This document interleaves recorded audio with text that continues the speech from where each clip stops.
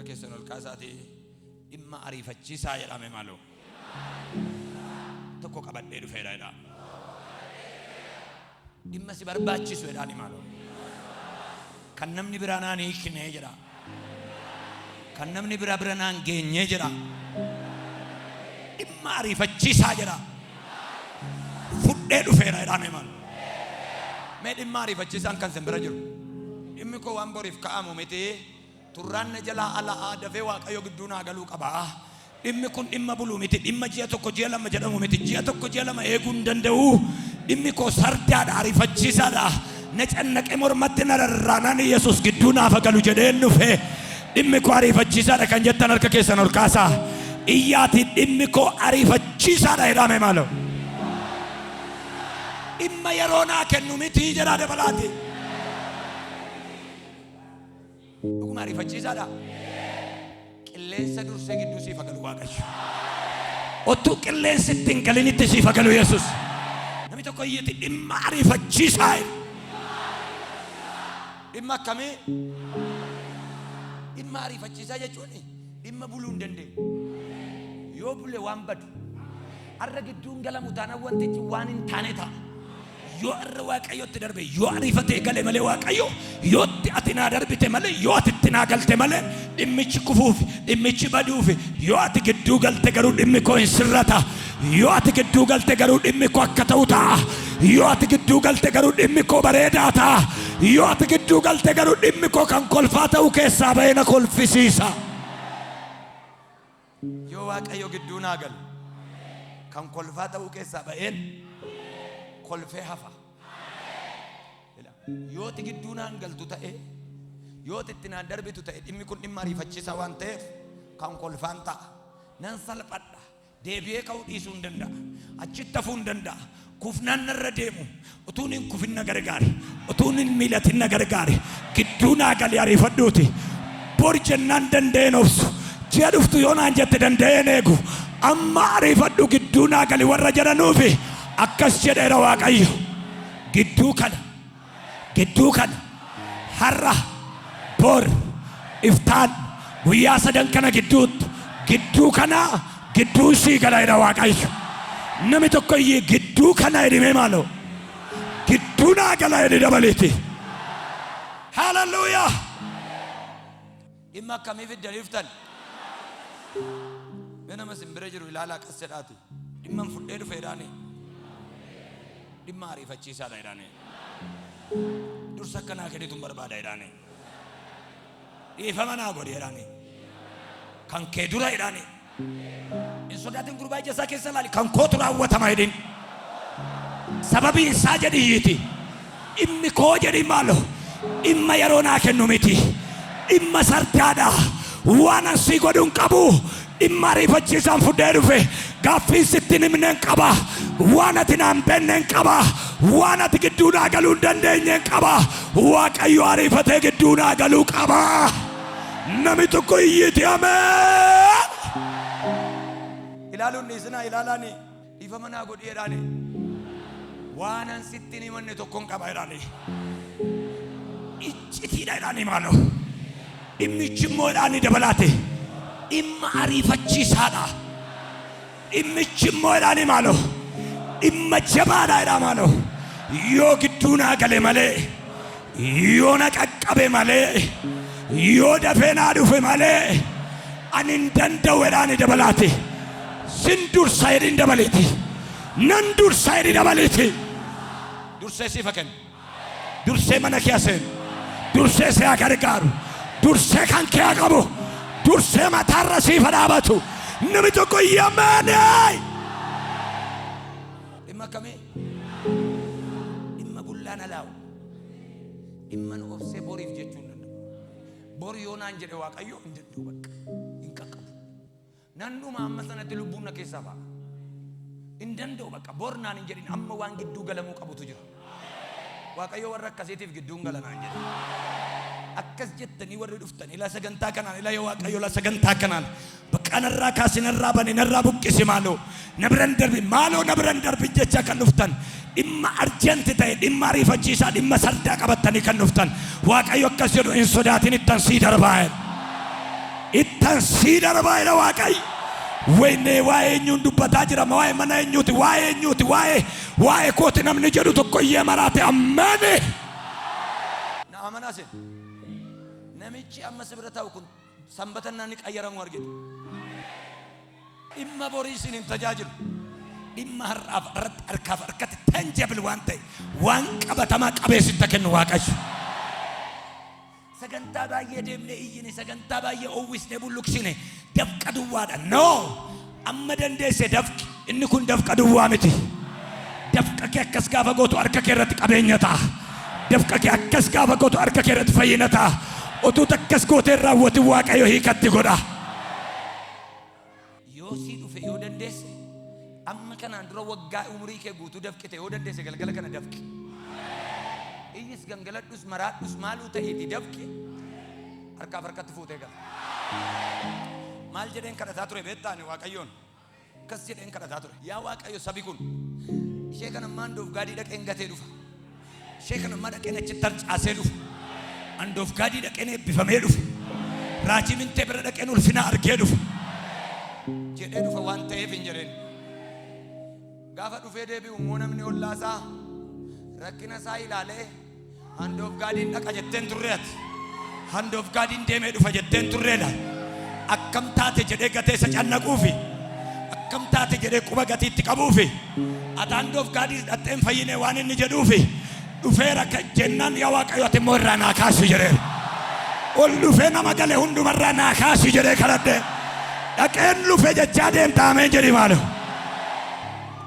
Namni tokko waldaa dhaqeeyyuu iddoodhuma amanee dhaqeeyyuu dhaqee gaafa galuu ni maqaa eessa dhaqxeen karaan deeme jedha. Maaliif yoon fayyee malee dubbadhu jedha. Ati sitti muu galgala kaaftee akka jette eessa dhaqxee kaleessa gaafa manaa baatu karaa wayiin dhaqaa iddoo dhufte. Hamma garuu keetu handoof gaadiin jira baakkiyaan. Lafatti boon namaa hiikamuun jira baakkiyaan. Lafatti seenaa namaa jijjiiramuun jira baakkiyaan. Ani iddoo laayyoon jiru Waaqayyo lafanni jiru jira ani abbee. Handoof gaadii lafatti dhibee ofii harcaafatan hin jiraante. Otoon beekin afaanii si ba'uu jalqaba. Otoon beekin himachuu jalqabda. Siin dabala dhaggeeffadhu. Kana duwwaa miti. Makiinaa keessa teesseetu jetta maaliin lafan dhaqee dhufe na gaafadhu. Bakka lafan dhaqee dhufe na gaafadhu. Iddoo wayiin dhaqee dhufe jettuum handoof gaadiin dhaqee dhufe. Maal taate rennaan narraa gombise Yesuus. Maal taate narraa galagalche Yesuus. Maal taate seenaa koo lafaa kaase Yesuus. Dhimmi koo raawwateera namni jedhu ameenaa jedhu galgala kana. Aboo lafa gadhiisii ol utaalee ameeni. Ana miti kan si sochoosaa jiru afuuricha dhufe kan keeti siin jedhaa jira malee. Dhimmichi si laallata siin jedhaa jira malee. Yeroo hundumaan dubbadha. Oromoo waan hundumaan guutuudha. Mammaaksaan immoo irraa afaadha. Kan ji'a sadii maraanni waggaa meeqa maraatti? Waggaa sadii maraatti jedhu miti. Ji'a sadii jechuun sanee amilee naasee jechuudha. Sanee amilee fi naasee namni qorra jedhu namni manaan baane waggaa guutuu feestaalii baatee mana namarra deemee kadhata. Maalinnaan yeroo namni facaasu mana ture kan. Ji'a sadii rakkachuu qorra sodaa waggaa sadii guutuu namarra deemee kadhata. Ilaa waasii jechuu fedha. Guyyaa sadan kan. Ji'a sadii miti guyyaa sadii. Guyyaa sadan kan. Eenyummaa kee lafa keessee ofii kee gadi buustee utaaltee daa'imtee gangalattee infuuta yoo ta'e waan ati waggaa 30tti galateeffattu sii kennee darba Yesuus. Harka kee kaasee mana koo gala Yesuus jedhimee maaloo. Macaafa qulqulluun akkas jedha. Yesuus Kiristoos mana Simo'oon isa lamxii galuu isaa dhagaame jedha. Sana booddee hundinuu eessa deeme beektaa? Mana Simo'oon kami Simo'oon isuma sana. Sakam isa sana. Sakam danda'anillee naasaan wallaan jedha malaa kana booddee maalinnaan gatiin mana kee galeef namni danda'e lamxii kee dubbachuu hin danda'u. Maqaa galeessaatiin danda'anii sun waaman.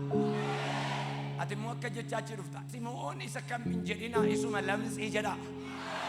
Waaqayyo mana koo galee narraa miicce. Suma nama maqaa gadi bu'aa baatutu sababaa Yesuus kabajama manni kee galgala kana. Sababaa eenyu? Ammarraatti shittoon akka sanaa hin jiru. Maqaa kan hin qabne jedha.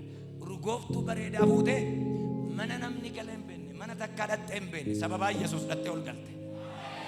mana Simoon Yesuus galeera jechuudha geesseetu shittoo urgooftu fuutee dhatte. Iseen Yesuus ittan cabsee jette manni Simoon urgaayaaf. Namni hunduu garuu mana Simoon maal jedha beektaa shittoo sa Yesuus dibate. Manni Simooniif dubartittiiniif Yesuus fooliin isaanii tokko ta'e. Isheen waan gaarii hojjettee miila isaatti cabsitee rifeensa mataa isheetiin qoorsuudhaaf sukkuumnaan shittochi mataa isheetti darbe. Atuuf gadi buusi malee waan dibattee baatu qabdi. Yesuus sababa shittoon sun itti cabee fi fooliin isaa albeexroos jedha. Simoon immoo shittochi iyyuu mana isaatti dhangala'e.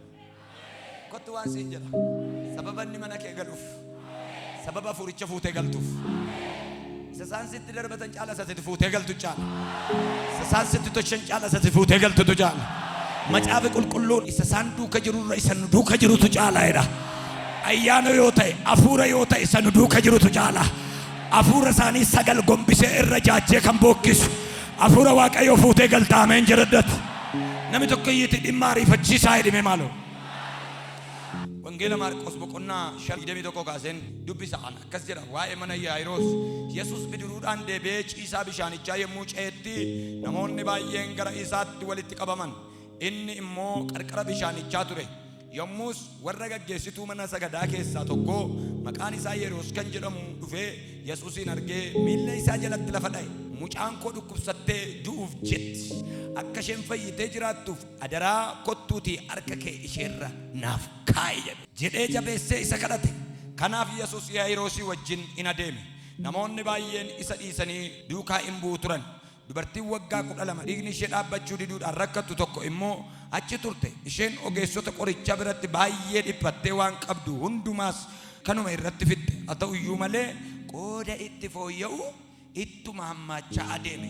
Isheen waa'ee Yesuus yommuu dhageesse namoota sana gidduudhaa dugda isaa duubaan dhuftee shaasharaa isaa tuqxee.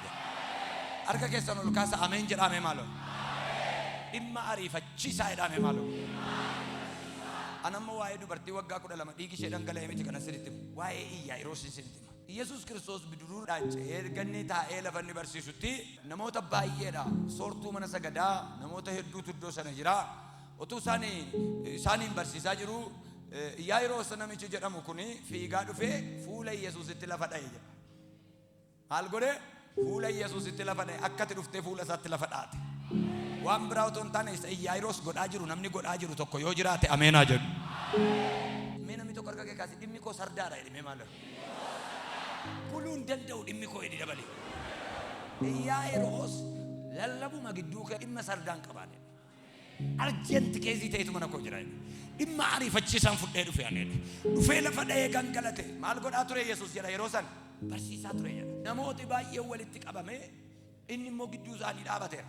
Yesuus Kiristoos yeroo isaanii wajjin haasa'utti namichi Yaa'iroos jedhamu kun dhufee maal godhe lafa dha'e. Argitee warri kaan dhufanii dhaabbatanii jedha gara oliitti. Inni garuu dhufee maal ta'e addaan lafa dha'e gombifame fuula isaatti. Kan Yesuus gara isaa ilaaluu fi waan ta'e godhe namichi kun akka jara kaanii dhufee qas jedhee dudduubbeedhaan barcumni jira jedhee ilaallateen ta'e. Dhufee jennaani waluma lixeennaan addaan lafa dha'e jedha. Ofii isaa gadi buusee Yaa'iroos nama guddaadha. Garuu waan nama dhibu dhimmi koo akka warra kaanii nan teessisu jedhe. Dhimmi koo akka warra kaanii normaalii barcuma qabadhee taa'ee ameen ameen jedhee galuu hin danda'u jedhe. Arjentiidha dhimmi koo jedhe. Rakkisaadha dhimmi koo jedhe. Dhimmichi dhimma mucaati jedhe. Dhimmichi dhimma daa'imaati jedhe. Dhimmichi dhimma nama teessisu miti jedhe. Maal jennaan du'aaf jireenya gidduu jirti mucaan kun. Dhimma akkasii warri fiddanii dhuftan gidduun gala jedha Yesuus. Kan nama kumaa gidduu darbee Yesuus kan keetta galu galgala kana. Maaliif dhimma keetu dhimma ariifachiisaadha. Qaxaroo du'aa, qaxaroo hidhaa, qaxaroo muramuu, qaxaroo rakkinaan irra jira warreettan dursee agalu Yesuus. Maalennaan dhimmi koo sardaadha. Du'aaf jireenya gidduu jirti mucaan koo. Dhimmi koo akka warra kaanii barcuma qabadhee taa'ee haleluuyaa ameen ameen jedhee galuu hin danda'u. Maalennaan bor waan jedhamu arguu waan hin dandeenyeef mucaan koo. Bor arguudhaaf mucaan koo anis bor waan jedhamu keessa akkan jiraadhu yoo barbaadde. Sammuu nagaa boritti akkan ce'u yoo barbaadde. Bor koo keessa akkan kolfu yoo barbaadde. Bor keessa imimmaan koo akkan dhangalaane yoo barbaadde. Bor guyyaa jedhamutti wayyaa gurraacha akkan hin uffanne. bor guyyaa jedhamutti saaxinii reeffaa wanti namu mana koo akka hin seenne har'a galgala dhuftee mana koo seenuu qabda. Har'a galgala qe'ee koo dhuftee seenuu qabda. Bor naan hin jedhin. Bor jennaan kisaaraadha manni koo. Bor jennaan waan harkaa ba'utu jira. Yoo atarra mana koo hin galtu ta'e, yoo atarra nan gargaartu ta'e, bor jettee naa beellamta taanaan mucaan koon harkaa ba'aa jirti. Harka kee mirgaa qassedhii namicha gateetti isaarra ol dabarsi. Otuu ati hin kassarin, otuu waa sirkaan bahin, otuu sirkaan dhabamin gidduu kana dhufee siif galu Yesuus. Narkaa ba'uu fi waan ati itti sana kan sirkattan bisu afurri Waaqayyoo. Dhimma sardaa, dhimma ariifachiisaa, dhimma arjantii kanatti siif darbu galgala kan. Dhimmi nama tokko yeroo namaan kennu. Bor kan jedhamu boritti yoo beellamteef dhimmi nama tokko gurraacha uffisa. Bor yoo jetteen dhimmi nama tokko kisaara guddaa galmeessisa. Yoo bor siin jedhe Waaqayyo dhimmi nama tokko mana hidhaa galuu danda'a. Namichi si bira jiru kun bor yoo jedhe Waaqayyo yookaan iftaan jedhe guyyaa beellameefi namichi kun lafti ni dhaabbatu namaan galu. Yaa yeroo akkas jedhe bor naan jetta taanaan beellama naa qabda taanaan mana koo siree reeffa waan jedhamu saaxinii reeffa waan jedhamu. Reeffa waan jedhamutu mana koo gala. Mana koo wayyaa gurraachatu namma. Mucaan koo du'uuf jetti. Kottu harka kee irra naa kaa'i. Maal irra naa kaa'i? Lakka harka Waaqayyoo keessa lubbuun akka jiru argeera. Lakka harka Waaqayyoo keessa fayyinni akka jiru beeka. Namicha kanaaf harka Waaqayyoo keessa jireenya akka jiru argeera. Itti fufsiisuu kan danda'u ayyaanni tokko harka Waaqayyoo keessa akka jiru isaa galeera. Kottuuti harka kee mucaa koo irra naa kaa'i isheen isin jiraatti jedhe. Kottu waan siin jedha mana keerra, araddaa keerra, dhala keerra, hojii keerra, suuqii keerra Waaqayyo har'a harka isaa irra siif haa kaa'u. Harka kee ol kaasee harka kee jedhiin maaloo. Dabali Yesuusitti harka kee ol kaasee harka kee. Maal irra siif haa kaa'u? Maal irra siif haa kaa'u? Maal harka kee kaasee harka kee irra naa kaa'i jedhiin mee maaloo. Laayinii irratti, yuutuubii irratti, ilame tiivii irratti, andoof gaaddiifii otuu ilaalanii, yuutuubii otuu ilaalanii, tiiktookii otuu ilaalanii, Waaqayyo namoota dhimmi isaanii ariifachiisaa ta'eef gidduu gala galgala kana.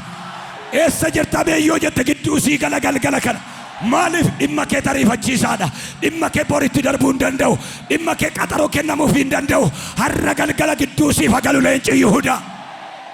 Inni mana Yaa'iroos hin dafee gale mana kee dafee haa galu. Beeyyiti dhimmi koo ariifachiisaadha jedhime maaloo. Bor naan hin jedhin jedhaani mee maaloo. Bor ga'uu hin danda'u jedhaani. Dhimmi nama tokko beektaati. Bor guyyaa jedhamu kennitee taaftaan rakkisa. Hubata. Hirriban qabu boriin dhufa yoo jedheen. Hirriba galgala kanaa jalaa fudhatama. Boriin si fayyisa yoo jedhe gooftaa Yesuus namni tokko hin gubata amma sanatti taa'uu hin danda'u jaajuu hin danda'u tasaqaayyaa. Kanaaf maal gochuu qaba Yesuus har'a gidduu galuu qaba. Isa hirriba keenyaatu gidduu siif haa galu. Isa nagaa keenyaatu gidduu siif haa galu. Isa eebba keenyaatu gidduu siif haa galu. Isa kisaaraatti si galchuuf jedhu gidduu siif haa galu. Isa qullaa si dhaabuuf jedhu gidduu siif haa galu. Isa fuula namaatti sitti kolfisiisuuf jedhu gidduu siif haa galu. Harka kee mirgaa ol kaasi gidduu kana jedhimee maaloo. Abeet gidduu naa gala jedhi dabali. Abeet gidduu kana gidduu siif haa galu Yesuus. Har'a boriftaan gidduu siif haa galu Yesuus. Harri borii wajjin walii galee eenyullee nu gidduun galu yoo jedhe. Bor immoo iftaanii wajjin walii galee anaaf bor gidduu anaaf iftaan gidduu dhiirri hin galu yoo jedhe. Ilmi Waaqayyoo garuu har'aaf bor gargar saaqee boriif iftaan gargar qabee iftaan achi butee bor achi as butee har'a as butee bor achi butee lafa wal jala harkisee gidduu siif haa galu maqaa Yesuus. Bor kan jedhamu otoo hin dhufin Yesuus mana kee haa dhufu. Iftaan kan jedhamu otoo hin dhufin ilmi Waaqayyoo mana keetti haa argamu.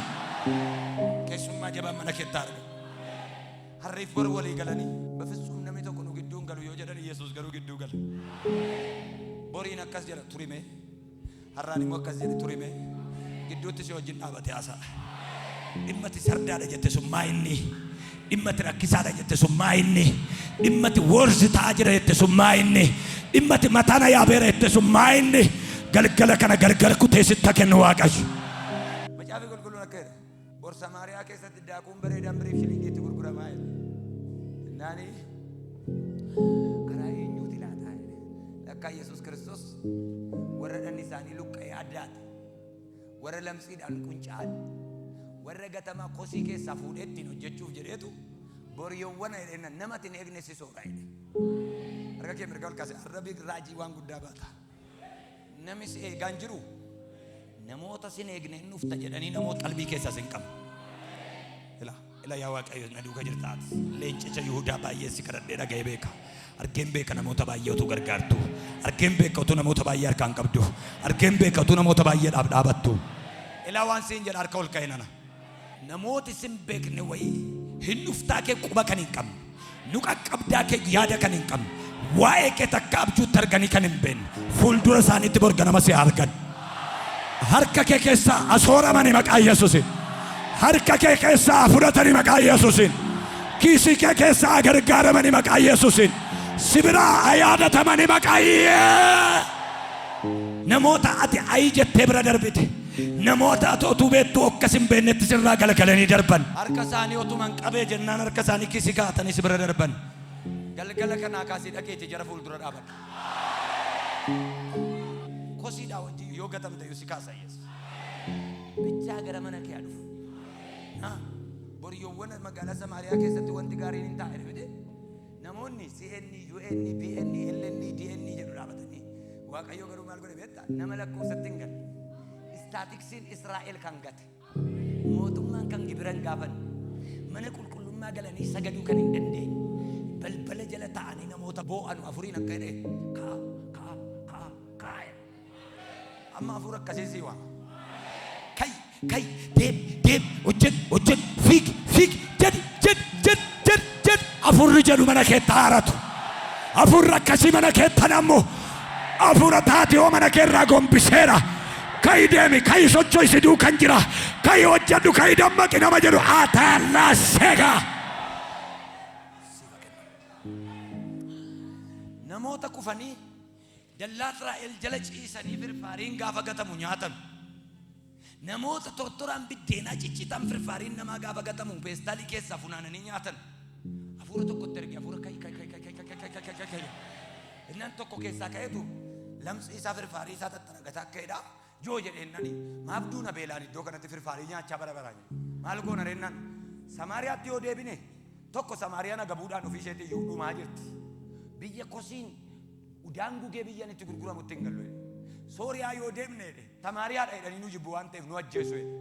Ilaamee ofiin teenye iddoo kanatti du'utti joo jedheenna utuu biddeen barbaadanii du'anii jedhamu. Ila otuudhuma sosocho'anuu du'anii jedhamu. Otuma deemaa jiranuu du'anii jedhamu. Ciisanii du'anii jedhamu. Taanii du'anii jedhamu. Otuma tattaafatuu deeme namichi kun jedhamu wayya. Otuma mokkoruu dedeebaa jedhamu wayya. Kaan sochoonaa jedhe. Mini masbira yeroo kan sochoonaa jedhime maalo.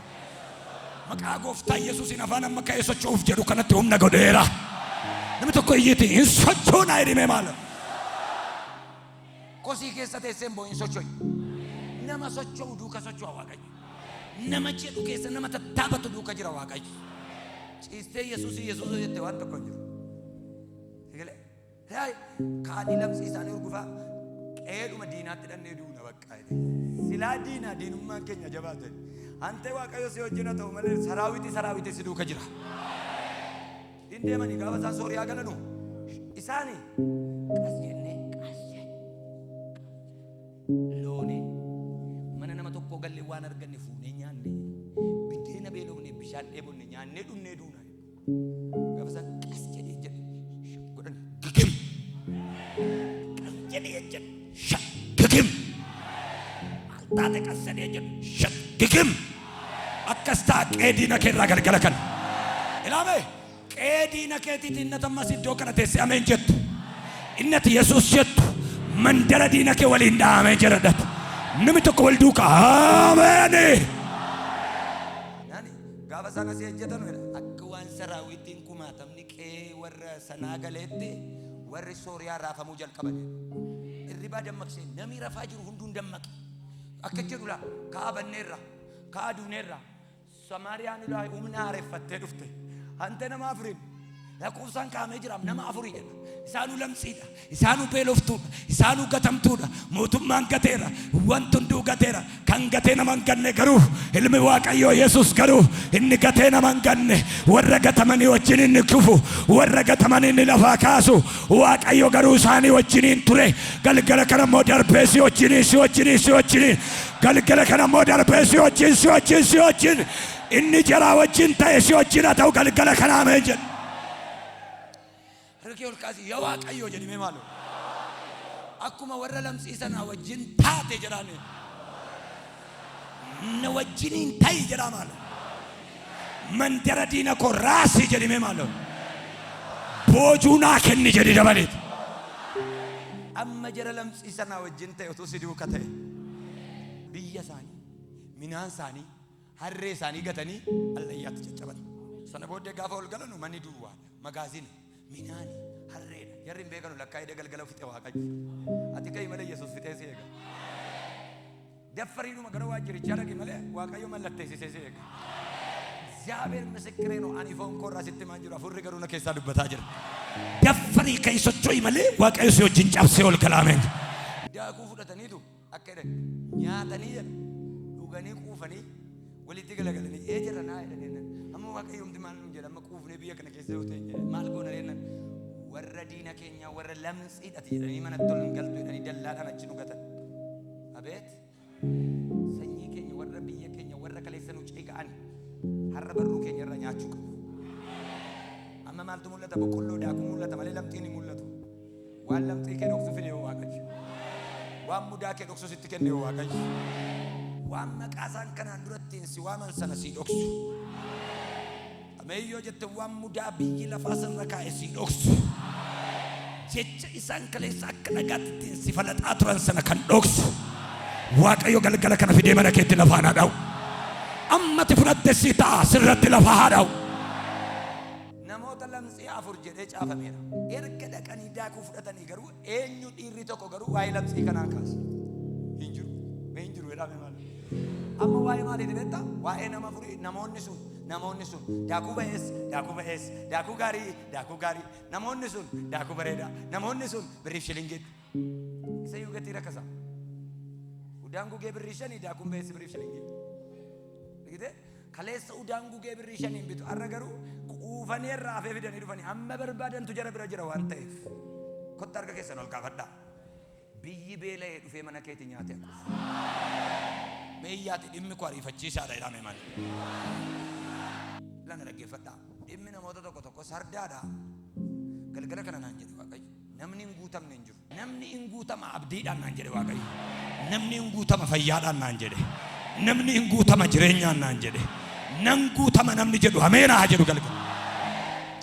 Lammaffaa mootota boqonnaa 4 lakkoofsa 1 deemtanii gaafa ilaaltanu dubartiin abbaan manaa ishee raajii yookaan immoo tajaajila Waaqayyoo ta'e tokko gaafa tokko abbaan manaa ishee liqeeffatee du'eedha. Liqeeffatee du'ee jedha. Maal afaan korra maaliif akka dhufu hin beeku harka kee mirgaa kaasee mas liqeeffatteen liqeessi du'i malee. Dhala keetiif maqaa gooftaa Yesuus idaa keessee hin du'in. Liqeessi du'i malee liqeeffatteen du'in maqaa Yesuus. Tajaajilaan kun garuu liqeeffatee du'eedha. Dubartiin kun taatiyaarra utuu jirtu jaarsichi dhufee maal jedha mataa isaa uffata hin du'e namichi kun duutillee hunduma keenya irraa dhufa hunduma keenyaaf ta'a eenyutu du'afa garuu dogoggora tokkotu jira jedhe. Maa inni ennani anamma kan du'a isaa otoo hin taane sanni idaa keessa si kaa'ee du'etu na guba jedhe. Idaa maalii jennaan birriin biraa qaban beektu ate. Innaan firmaa isaa fideetti kenne du'arratti du'atti labse. Du'arratti du'atti mee jennaan waan gootu dhabdee eessan naqaa ennani furmaani nama Waaqayyoo bira malee jiru. Gara nama afuuraan gaggeeffamuun deema itti Elsaa'i bira dhatte maalan sii godhaa jedhe. Garuu Waaqayyoo waan gochuu danda'u qaba jedhe. Maal qabdaa mana keetti ennaani dibata xinnoo. Dubartiin kun yoo har'a gidduu naa galte malee jette bor namichi hin dhufa. Bor abbaan liqiin dhufa. Bor inni ijoollee koo fudhachuu barbaadu garbeenfachuu barbaadu. Akkas jedhee beektaa guyyaa dhufe bor yoowwan anan dhufaa yoo barbaadde qabeenya kola banaa kaa yaala balantaa ijoollee kee miici qeensa irraa qoriina eegi fudheen deema garban godhaa dhoqqeen dhiichisa. Yoom arratti nua arraab bor gidduu homtuu hin jiru. Dukkanatu jira arraab bor gidduu. Arraab bor gidduutti maal gochuu hin danda'a. Ijoollee koo sadan oolchachuudhaaf eessan naqanna furmaanni gara Waaqayyootti iyyuu malee hin jiru. arrasiifis furmaanni gara Waaqayyootti iyyuu malee hin jiru. Naani itti adduu jettee boossee jenna maal qabdeen waan tokko hin qabu qodaa dibataa malee hin qabu dhageetti uroo cabaa isa namni gate isa namni gubee gate wallaarra deemii kadhadhu fayyaas kan sii kennu kadhadhu cabaas taanaan kadhadhu fuudhii mana keetti ol gali. Ameen. Warra ammaa ameen jettan uroo wayii mana keessan galee laata gombisaa wayii mana keessan galee laata faabrikaa wayii banamuuf laata baabura wayii dhaabamuuf laata kampaanii wayii irra si dhaabuuf laata. Ameen akkati jette ameeniidhaan sirkaa galu maqaa Yesuus. Mana namaarra deemtee akka itti ollaan dhagayeera boor dhufnee mucaa kee fudhanna jedhan miti barreen gadda abbaa manaa keessi jalaa du'e bara namoo ijoollee kee deema miti maal sii goona gaasirraa kaffaluu osoo hin dandeenyu hiyyummaatti garaa hammaatu hiyyummaan mataana dhukkubu jedhanii itti mammaaku isheen garuu akka itti uroo cabaa qabda boroo keetti uroo gatte qabdaa jira haadhoo komaatti goota uroo fuudhanii itti kennaatu abbaa manaa fadha mana walitti galananii itti kennanii kaa'aniitu uroo galgala namaan balleessin jedhu achi galagalanii hin beekan hojii Waaqayyoo. Elaa waan siin jedhaa jira warra jechuu malee waan beekne tokkotu borimmoo ajab Waaqayyo namoonni elaa waan sii kadha yoo Waaqayyo na duuka jiraatu